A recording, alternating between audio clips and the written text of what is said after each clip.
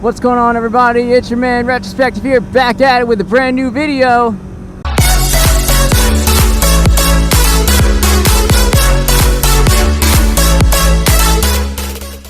So today we're actually just going on a little bit of a cruise today to prepare for Moto Monday.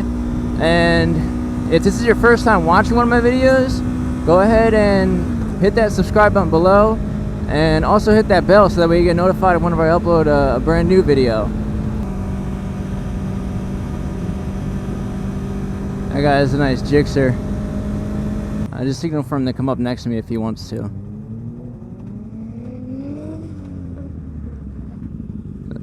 He doesn't want to. He has a nice bike though. Oh, he's got a Pirelli, that's why. He doesn't want to come next to me. He said I'm too low end for his ass. He's got a nice exhaust, nice bike. I like it, I like it. Well, at least we saw a nice bike. I tried to get him to come up next to me, but he didn't want to come up next to me. Maybe one day I'll get a bike like that. That's a real nice fancy bike. That costs a lot of money to get something like that. I think one day maybe I'll save up and eventually be able to afford something that much, but he's probably a little bit more experienced than I am and doesn't want to ride with someone with a low engine bike. Completely understandable, because bikers know what kind of engines each other have. Like, it's not too hard to tell a difference between a bigger engine bike and a low engine bike. Some things that, you know what, I think we should talk about in this video are things that only bikers understand. And my first topic is going to be the numbers on the side of a motorcycle and what they actually mean and represent. They're not actually just for like cool looks or representation or just the model of the bike. They actually usually indicate the size of the engine on the bike as well, meaning how many cc's it has in the bike. I forgot what the actual word for it is, but there's an actual word. We're gonna go left just to go on a little bit of an adventure. I mean, I think we might have been this way before, but we'll go this way again. To kind of answer one of my subscribers' questions down in the comments from my last video, it was LOL. I'm not sure who you are, but if you know me personally, let me know, and I'll give you more pointers and we'll try to hook up sometime. If you're in the area, let me know and we'll try to hook up sometime. If you're in the middle of a turn, or if you're basically doing a turn or a curve, one or the other, 90 degree or even a curve in itself, is it okay to apply a little bit of braking while also using some throttle? And the answer to that is yes, you can do that. And I'm going to explain it to you simply. When you are going through a brake, you're slowing down the whole way through, even in the beginning midst of the brake. Now, when you're coming sort of out of the apex of the turn is when you want to be off the brakes completely and completely on the throttle, giving it a little bit more gas, or just, you know, cruising along at normal speed, normal throttle, which is perfectly fine. So right here I'll kind of demonstrate. Right now I'm a little bit on the brakes, and I'm still on the brakes, but I'm on the throttle and I'm letting go of the brakes and on the throttle completely through the turn. So that's kind of how you want to do curves. I mean, some curves you don't have to do that, but if I was making a turn, I could do it like that. Or if I need to brake really quickly because this guy's making a turn, I can just do it in the middle of a brake. Or not so much as brake, but like slightly touch or slightly feather the rear brake is what the instructors would say. Feathering it is just, you just want to be as light as a feather on the brake, on the rear brake, if you need to straighten up a little bit. But also going down on that throttle and pulling in that clutch will also straighten you up a little bit as well. If you're coming out of a turn, when you're hitting your brakes and you're trying to come out of a turn, that will not straighten you up. That will cause you to low side, and it'll cause a not so fun day for you. What you want to do is hit the throttle and it'll stand your bike straight up as you're coming out of the turn. So hopefully you learned a little bit of something right there. Right now I'm braking and even downshifting Still braking a little bit, but I'm applying a little bit of throttle as well, so that way I can get through the turn safely and not low side. Because if I hit the brakes while I'm in the middle of that turn or going through the turn, if I hit them way too hard, then I can low side, which can even lead to further damage to me or my bike. So another thing that only bikers really understand is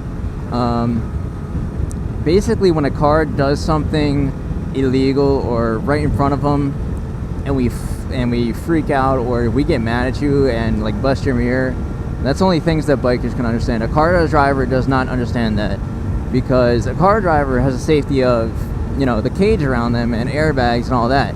Biker is, it's his life, and at that moment it's like fight or flight reflexes, and you start to fight back. You fight for your life in those instances, and you feel it's a fight for your life. So that's why we kind of get all muscly and just hulk out on people once, you know, if they crash into us or if something bad goes down and we can do something about it, then most times you'll see a guy on a bike that's just went down by a car get real angry at the guy and like hulk out. But yeah, I hate that's another thing that only bikers understand, is when a car gets right up on your ass. Basically it's like it's threatening your life, and it's not a good feeling, because you have no protection. If they need to slam on their brakes, then, or if you need to slam on your brakes, then what are they to do? Like, they're just gonna be rear-ending you, because your brakes are more powerful than theirs are.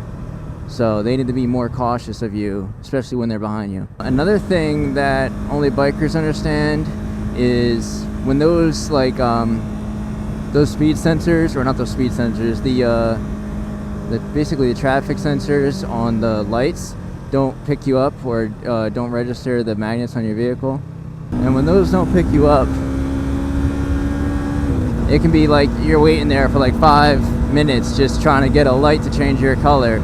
Now, if you're with the law, then, I mean, you wait there for long enough, and then eventually you just give up, and then you go and run the red light, unless the car comes up behind you.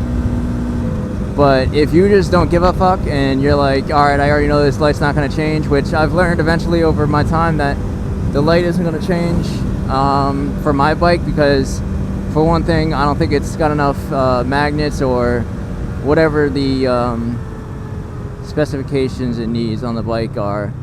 What was I saying? About those sensors for the lights that don't pick you up. Yeah, those light sensors that don't pick you up, like, sometimes you just gotta run them, like this one. Like, fuck it, the other light is green, so I'm gonna take the green light and go with it. Now, if there was a cop behind me, he may have something to say about that, because I judged it and I decided to run that red light. But I frankly don't give a damn about sitting there another 10 minutes waiting for that light to change, because no car is going to pull up behind me, and that light sensor is not going to pick me up. But it's just a few things that bikers understand. Another thing is like chapped lips. I think when the wind is like going through your helmet, you kind of get chapped lips if you lick your lips, or if you like just drink water or just drink something. The sun is really bad right now, but chapped lips is another thing. That, and you get really thirsty really quick. I think it's just because the wind kind of dries out your system, or dries out your pipes. Another thing that only bikers understand is how dangerous the road actually is. Just the road in general, because like potholes, road snakes, even just the oil slick on the ground from other vehicles can be bad. And like even like the slightest bit of gravel can even take you out in one swift move. You just gotta be turning or leading the wrong way, going the wrong speed, or hitting the brakes at the wrong time, and then all of a sudden you're on the ground and your bike's on top of you. Looks like we're taking the bridge. Huh, oh, you thought? Nah, son. We going the good old-fashioned side route.